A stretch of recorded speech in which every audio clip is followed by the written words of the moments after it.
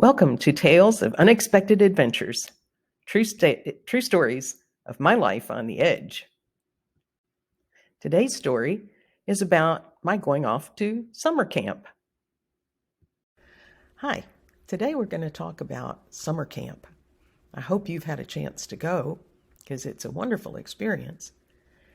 As an only child with no children in the neighborhood, the only person I had really learned to fight with or defend myself with was my cousin Harriet. So they decided that I needed to expand my horizons. So in the 8th grade, I went off to Camp Crestridge, which was a camp for girls, near Asheville in the North Carolina Smoky Mountains. We had cabins, and they also divided us up into different Indian groups. So the little kids were the Chippewas, and the next older were the Chickasaws. I started as a Cheyenne and moved on to Choctaw and Cherokee. There were about 8 to 10 girls in a cabin with 2 counselors. And one year we had a low intake for some reason, and we only had 5 campers and the counselors, and our counselor had a boyfriend.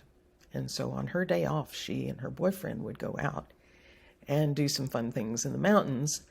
And when she came home, she was very popular with us because she would bring all kinds of nice pastries and donuts. And we would have rather late night parties, which I have to say were the envy of most of the other cabins. We had all kinds of activities. We put on plays and had a choir. I think I did some music theory at one point. We also had crafts. One year I etched a tin coaster. This is dogwood flower. And then on another one I put the family crest. That's a very fancy G. We had other types of activities such as riflery, archery. I did quite a bit with riflery. And we also had horse riding. That was my very favorite because I have always loved horses and wished I could have one, but never have. So we learned to ride on an English saddle, walk, trot, canter. One time I was instructed to saddle and bridle my horse, and I'd never done that before, so I did my best. And when the instructor looked it over, she said, "Have you ever done this before?" And I said, "No." And she said, "Well, this is what you need to do," and sorted out my mistakes, which was very helpful. So at the end of the session, we often had a horse show. I usually came in last, but even so, I was there, and that was great, and I think I still have that ribbon. But once I was in the horse show, and my saddle slipped over off the side of the horse, and I think I fell off. Whenever I would ride by, my cabin mates would say, "Smile, smile," and I would smile for about 2 or 3 seconds, and then I would be back to being very serious and concentrating on what I was doing. The other thing I did was to go swimming.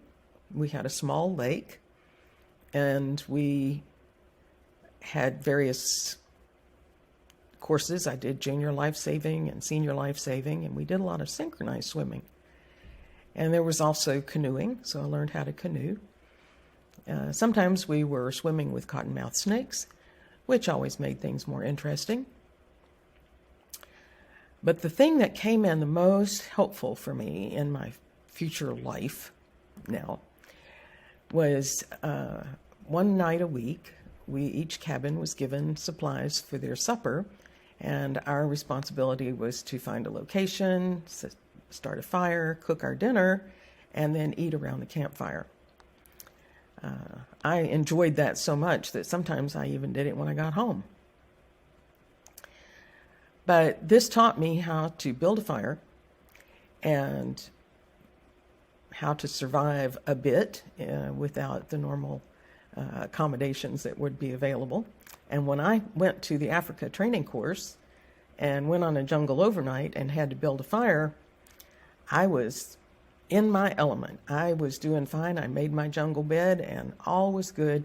And that pretty much surprised the administration because I don't think they thought this city girl was going to be able to do that. But I showed them because I was at camp.